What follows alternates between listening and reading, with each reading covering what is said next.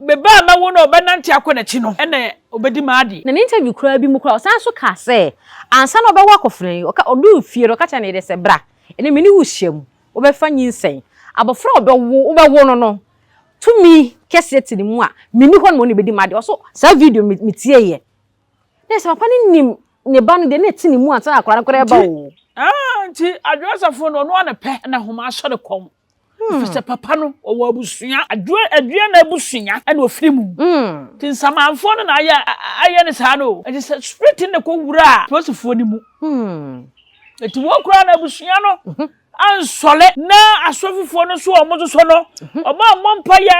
ansua mfre papa no se boni bia ne gua se obagunu no omo pa che ubati de besi ansa de funu akofo nima bebre besi amba biu se tuntai dabi na so maguna ni mase papa no ye ni pasa o papa de wo wiase ni na wo se papa ndem papa ye ka semaye sei obaye so ampa so ka sensuo kura nto nsuo beto na mo papa kuta honhom sei ya de na kire se bugu wa dwasafo wa ma o yo mensam MPP for Nina MPP na wa solati ya wo mo kwa wa ode yi na wa wo suko no ma be ma wada ho amena di wo wonni mo ko pa Canada achaw